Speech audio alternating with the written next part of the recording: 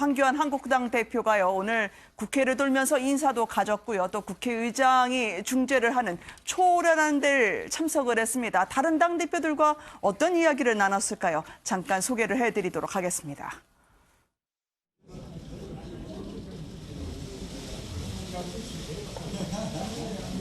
황교안 대표님께서 오시니까 뭐가 분위기가 좀 국회가 일신되는 그런 아주 심기일전의 계기가 되는 그런 분위기가 잡힌 것 같습니다.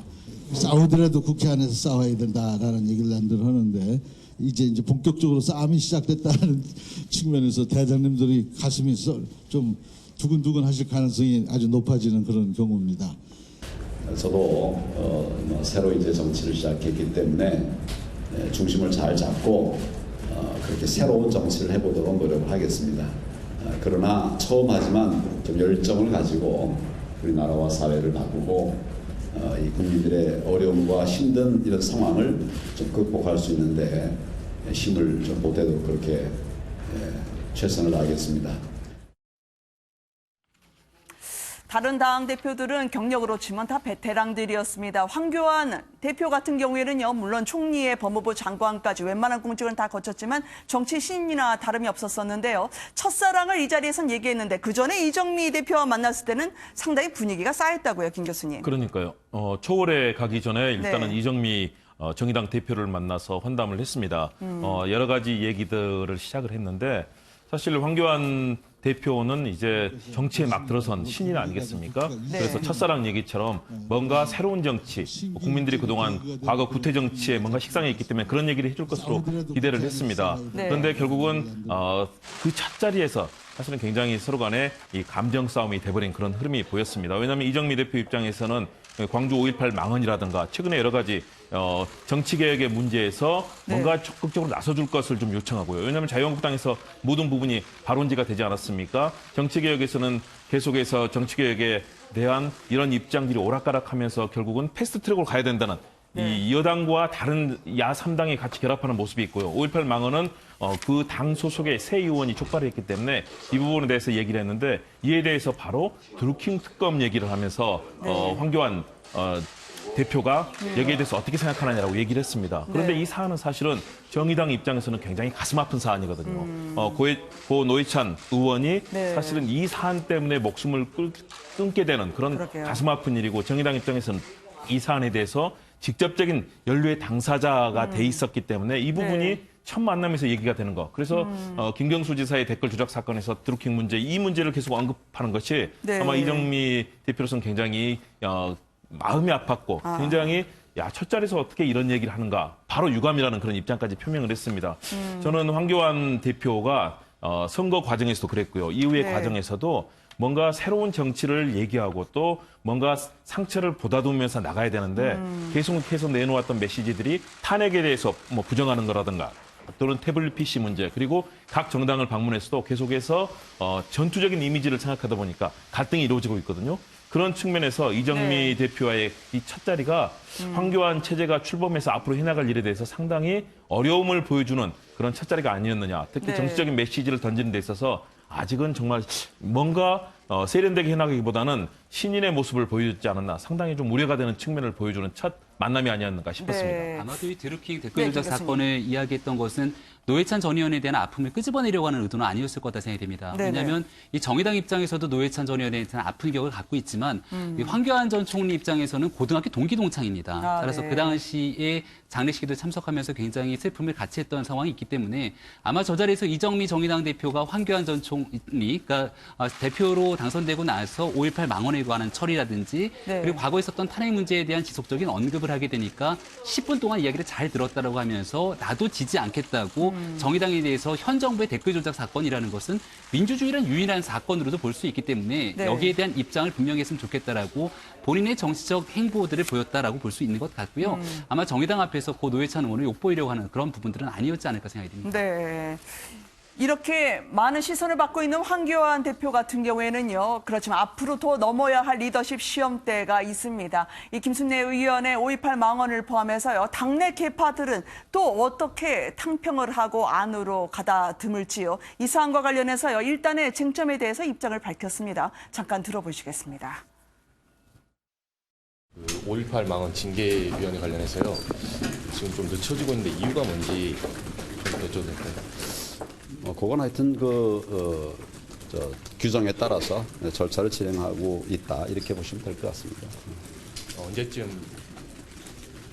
그거는 절차가 있으니까 조금 한번 기다려 보시죠. 당직 인사는 언제쯤 최종적으로? 그 당직이 굉장히 많아요 보니까. 그리고 최고위원회 비박계 출신의 의원님들이 좀 한 명 정도 들어가야 된다는 말들이 있었는데요. 그 지명직 최고위원 한 명은 어떤 분? 비박계라는 게 무슨 말씀인가요? 당내 복당파 내지는 저희는 하여튼 비박계 뭐 이런 거 없습니다. 없고.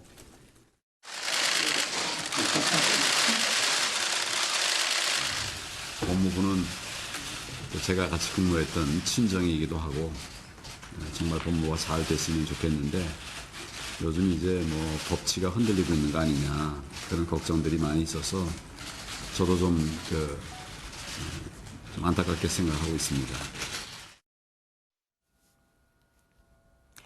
황교안 호가 출범을 했습니다. 이제 새 판을 짜게 되죠. 주요 당직 인선까지 많은 분들이 일제히 바라봤습니다만 어떻게 보셨습니까, 김 교수님? 이 친박분들 혹은 전당대회 때의 숨은 공신이 일제히 요직에 전면 배치됐다는 지적이 있던데요. 네, 가장 눈여겨볼 만한 대목이 내년도 총선을 앞두고 있기 때문에 공천에 지대한 영향을 미치는 건 사무총장일 겁니다. 근데 이 사무총장의 원조 친박으로 볼 수 있는 한선교 의원이 내정된 부분들 좀 약간 통합을 주장했던 황교안 대표 체제의 과거의 모습과는 좀 다르지 않는가라는 생각이 들고요. 사무총장이 친박이면 이 총선 때에 다 저분이 짜시게 되는 건데요. 그 사무총장이 비중이죠. 만약에 지금 한성규 의원이 친박이 아니다. 과거에는 친박이었을지 모르나 현재는 개파로부터 자유롭다 그러면 거기에 대한 사무부총장 같은 경우는 조금 더 개파색에서 자유로운 인물이 돼야 될 텐데 네. 거기에 대해서도 여전히 이 전략기획부총장 같은 경우는 추경호 의원이 내정이 된 상황을 볼 수가 있고요. 네. 비서실장이 이현승 의원 같은 경우는 어느 정도 강력한 친박 색채라고 하긴 좀 어려운 측면들이 있습니다만 여전히 박근혜 전 대통령 후보 당시 유세 지원단 출신으로 볼 수 있고요. 네. 이 자유한국당이 결국은 가장 많은 비중을 차지하게 되는 건 당의 입이라고 할 수 있는 대변인일 텐데 이 대변인에서도 박근혜 전 대통령 탄핵 당시에 골목 성명을 낭독했던 민경욱 의원이 내정이 됩니다. 이런 여러 가지 방식을 보건데 여의도 연구원장의 김세현 의원이 내정됐다고는 하나 여러 가지 개파들을 다 통합하면서 당의 미래로 나아가겠다고 하는 전당대회의 일성과는 조금 사뭇 다른 행보를 보이고 있어서 네. 당내 여러 가지 갈등들이 훨씬 더 증폭될 가능성이 높다 이렇게 생각이 됩니다. 네. 그럼 일명 이제 비박으로 불리는 분들, 좀 전에 말씀하신 이제 김세현 의원 같은 경우에는요. 당초에 이제 뭐 사무총장이 되지 않겠느냐 했지만 탕평이라고 하기에는 별로 영향력 없는 곳에 이 비박분들이 배치된 게 아니냐라는 의견도 있거든요. 황교안 대표처럼 당내 세력 기반이 없는데 네. 사실 선거할 때 여러분들이 지금 도왔을 거 아닙니까? 네, 네. 추경호, 민경욱 의원은 뭐 이미 중요한 역할을 하고 있다고 알려졌고요. 네. 그에 대한 보상 차원이니까 사실 인사는 어쩔 수 없다고 봐야겠죠. 당내 요직에 자기 사람을 앉혀야 자기 세력이 키워지는 거는 뭐 어쩔 수 없으니까. 네. 이게 이제 정치인으로서의 황교안의 첫발인데 제가 보기에는 아까 다른 당에 찾아가서 네. 지지 않겠다고 뭔가 나를 세운 이런 거는 정말 정치 신인으로서 한계다. 네. 그런데 가서는 제가 이제 처음 정치에 발을 들였으니 선배님들 잘 도와주세요라고 네. 스스로 몸을 낮춰야 네. 그래야 사실 바깥에 외연이 조금이라도 확장이 되는 거고요. 네. 바깥에 뭔가 들러올 수 있는 적대적인 그런 분위기가 완화되는. 당내에서는 지금 끊임없이 세력 간의 싸움을 해야 되는 거 아니겠어요? 네. 지금 황교안 총리처럼 혼자 들어온 정치 신인이 그동안에 자기를 도와준 측근 세력들을 하나도 등용 안 하고 과연 당을 끌고 갈 수 있을까? 더군다나 5.18 망언 등등으로 인해서 김진태, 이종명 그리고 김순례 세 분에 대한 징계 문제가 지금 걸려 있는데 그걸 황교안 대표가 그냥 떠안고 내가 알아서 하겠다라고 할 네. 정도의 리더십이 있느냐? 제가 보기에 그렇지 않은 것 같거든요. 네. 그러니까 이분이 제가 보기에는 모든 사안에 대해서 다 뭔가 좀 전투적인 이미지를 계속 유지하겠다라고 한다면 자칫 잘못하면 부러질 수 있습니다. 네. 그런 점에서 좀 유연해질 때서는 유연해져야 된다. 뭐 인사에 있어서도 그런 점에서 김세현이라는 비박의 상징적인 인물을 중용하는 건 좋은데 중용하고 하겠다고 해놓고 보니 뭐 여의도 연구원장 이거는 중용은 아니잖아요. 예, 그런 점에서 좀 엇박자가 있는 걸로 보이네요. 네. 탕평이 어디로 갈지 많은 분들이 주목을 할 것 같은데요. 이 변호사님, 이제 눈앞에 놓인 숙제를 보면은요, 5.18 망언 같은 당 극우화 이미지를 불식시켜야 될 텐데, 김순례 의원도 그렇고요. 또 나경원 원내대표하고는 또 어떻게 호흡을 맞출지 많은 분들이 지켜볼 것 같아요. 일단은 황교안 대표가 비유하자면 갑자기 회사 외부에 있다가 CEO로 갑자기 등극을 하게 된 상황이라고 비유할 수 있을 것 같습니다. 그런데 지금 원내대표로 있는 나경원 의원 같은 경우는 오히려 정치적으로는 굉장히 사선 국회의원까지 하면서 정치적인 경험에서는 앞선다고 볼 수 있고 또 법조 경력으로 따지면 약 한 10년 정도 차이가 나는 황 대표가 사실상 어떤 법조 경력에서는 더 우위에 있죠. 그런데 지금 이제 당대표가 된 과정에서 네. 사실 굉장히 짧은 시간 안에 이렇게 당대표가 됐고 게다가 전 체제가 사실은 비대위 체제였단 말이에요. 네. 그래서 이 어떤 당권을 그리고 당대표라는 직 자체를 이렇게 누구로부터 원활히 승계를 받았다기보다는 본인이 이제부터 다 만들어가야 되는 게다가 지금 보수 야당이긴 하지만 네. 사실 자유한국당이 내부적으로도 해결해야 될 부분이 많고 특히 최근에 5.18 망언에 대한 부분으로 같이 어떤 전당대회를 치러왔던 김진표 의원에 대해서도 사실은 뭐 징계 여부라든지 앞으로 해결해 나갈 숙제가 굉장히 많은 상황입니다. 그래서 나경원 원내대표가 지금까지 사실 굉장히 열의를 가지고 어떤 당 원내대표로서 이제 활동을 해왔지만 사실상 평가는 약간 갈팡질팡하는 것 아니냐라는 안타까운 좀 평이 있었습니다. 그 부분을 충분히 채워줄 수 있을 것이냐. 당대표로서 물론 이제 정치 신인이긴 하지만 네. 당을 장악하고 당권을 당 지도부를 형성해 가면서 본인의 어떤 색깔 그리고 제1야당으로서 어떤 권위라든지 또는 명맥을 꾸준히 이어갈 수 있을 것이냐 이 부분에 대해서는 좀 관심을 두고 지켜봐야 될 것 같습니다. 과연 이 새로운 한국당을 어떻게 꾸려 나가야 될 건지 국민들에게 여론조사가 실시된 바가 있었습니다. 리얼미터가 공개한 거에 따르면요. 한국당을 지지하신다는 분들의 절반 이상은 보수 통합을 해라라는 목소리가 높더라고요. 그건 뭐냐면요. 조원진 의원 같은 경우에는 탄핵 사적이라는 사람을 물리쳐야지 우리가 같이 합당을 하고 총선에서 압도적인 승리를 할 것이라고 계속 압력을 넣고 있거든요. 네. 이것 때문에 중도 외연을 확장해야 되는 바로 황교안 대표 입장에서는 참 난감하고도 과제가 될 수 있을 것 같아요. 황교안 대표가 선택을 해야 됩니다. 이번 네. 전당대회를 보게 되면 7대3, 말 그대로 당원들의 투표는 70%가 최종적으로 적용이 됐는데요. 여기에 대한 선거 과정에서 황교안 대표가 가장 많은 표를 얻게 되고 그 나머지 중간표를 김진태 후보와 오세훈 후보가 똑같이 나눠 가졌습니다. 네. 바로 김진태 후보는 가장 오른쪽에 있다고 볼 수 있을 것이고 오세훈 후보는 가장 왼쪽에 있다고 볼 수 있을 건데 이렇게 똑같이 있는 사람들의 표 중에 황교안 대표가 누구부터 통합을 해서 나갈 건지가 주어진 과제거든요. 네. 근데 아무래도 한국당에 있는 많은 당원들이 바라보기에 일단은 강경한 보수의 통합을 바탕으로 힘있게 중도의 외연 확장을 했으면 좋겠다라고 하는 목소리가 적지 않은 만큼 아마도 이 태극기 세력을 끌어안는 모습을 취할 것 같은데 그런 방식을 무리하게 추진해 나갈 경우는 결국 5.18 망언대에 대한 징계 조치에서 우물쭈물하는 모습을 보일 수 있을 것이고 네. 한번 떨어져 나간 민심을 수습하지 못하게 된다면 내년 총선까지 그대로 당의 지도부가 롱런하게 될 수 없는 과정도 분명히 예측할 수가 있을 겁니다. 따라서 마지막 최종 행보를 보이기까지는 황교안 대표 체제 내에서 여전히 고심이 클 것으로 생각이 됩니다. 네. 조금 전에 자유한국당은 창원 성산에 강기훈 전 의원을 확정을 해서요. 후보로 내놓기로 했다고 하던데 혹시나 황교안 대표 같은 경우에 보궐 때 좀 셀프로 차출이 된다든지 원외에서 원내로 진입하고자 하는 건 없을까요? 그럴 가능성도 배제하기는 어려운 측면인데요. 하지만 이 무리하게 이번 보궐선거에 뛰어들게 되는 건 너무 시간이 좀 촉박한 상황이다라고 볼 수가 있는 것 같고요. 물론 원외에 있는 상황에서 당의 지도부의 리더십을 끌고 가는 건 상당히 생각보다 어려운 측면들이 존재합니다. 네. 하지만 그것보다 훨씬 더 중요한 것은 바로 1년 뒤에 총선이 있기 때문에 이번 보궐선거에서 배지를 달고 안 달고의 여부는 그렇게 중요하지가 않거든요. 오히려 한 발짝 뒤에 떨어져서 이번에 특히나 PK를 중심으로 치러지게 되는 보궐선거에서 어느 정도의 성과를 거머쥐고 그것이 네. 황교안 체제의 리더십을 굳건히 하는데 발판이 되는 게 훨씬 중요하기 때문에 셀프 차출할 수 있는 가능성은 저는 그렇게 높지는 않다고 판단합니다. 네.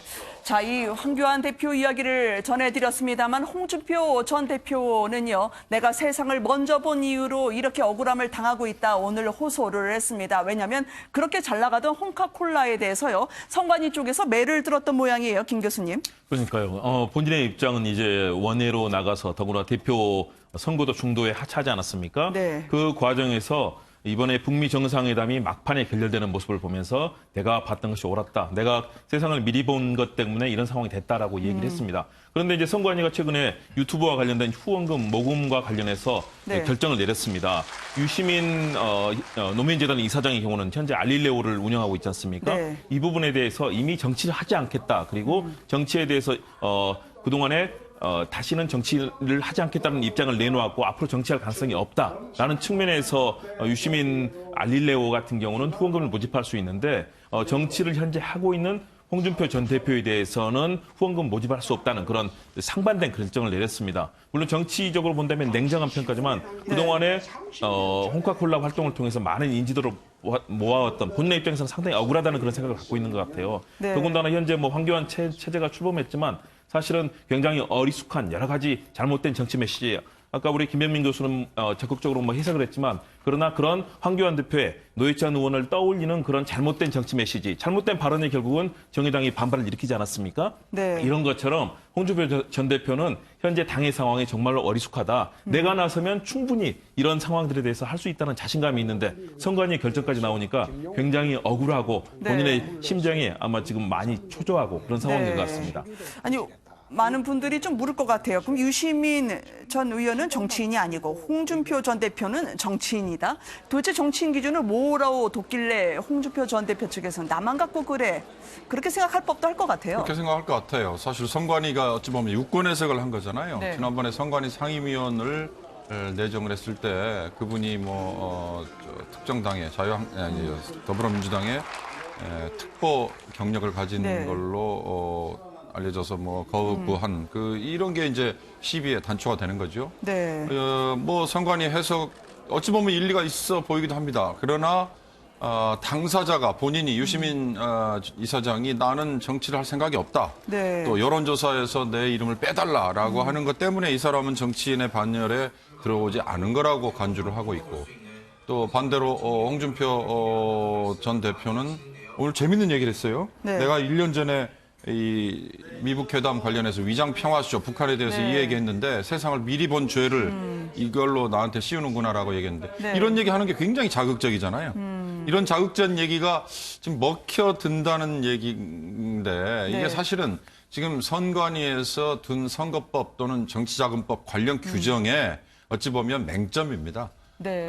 사실 정치를 조금 더 자유롭게 할 수 있게 해주려면 네. 모금은 자유롭게 하되 네. 그 모금에 대해 쓴 돈을 얼마나 제대로 투명하게 썼느냐 이 규정을 가지고 엄격한 해석을 하는 게 중요하지 네. 정치를 하겠다는 사람들에게 누구는 되고 누구는 안 되고 누구는 돈을 걷어도 되고 누구는 안 된다 이렇게 얘기하는 거는 제가 보기엔 네. 홍준표 전 대표가 좀 억울할 만도 한 것 같습니다. 그럼 이제부터는 실시간으로 모금이 안 되는 거예요, 김 교수님? 네, 홍준표 전 대표가 하고 있는 홍카콜라 TV는 안 되고 네. 유시민 이사장이 하고 있는 알리레오 같은 경우는 본인이 선거 출마에 대한 의지가 없다고 피력했으니까 된다는 겁니다. 홍준표 전 대표는 대표 선거도 안 나갔는데. 근데 이제 문제가 되는 게 이런 과정에서 유시민 이사장이 어느 날 문득 대통령 선거에 출마할 수 있는 가능성이 완전히 배제됐냐 그러면 실제로 그렇지가 않거든요. 과거에 문재인 현 대통령조차도 여전히 정치할 생각이 없다고 했지만 대중의 지지에 떠밀려서 사실은 정치에 몸을 담은 바가 있기 때문에 이렇게 정치인들의 말을 기반으로 이러한 정치활동 모금을 하게 되는지의 말지를 선관위가 결정하는 부분이 모순적이다라는 얘기가 나올 수 있는 거고 오늘 자꾸 노회찬 전 의원이 소환이 되는데 노회찬 전 의원의 안타까운 죽음으로 촉발된 게 바로 정치자금법 개정에 관한 문제입니다. 원내에 있는 인사들에게도 충분하게 정치자금을 모금할 수 있게 만들어주고 그 내용들에 대해서 투명하게 공개할 수 있게 만든다면 오히려 불법적인 형태들은 줄어들 수밖에 없기 때문에 이 문제도 역시 풀어야 될 공은 국회로 넘어간 것 같습니다. 알겠습니다.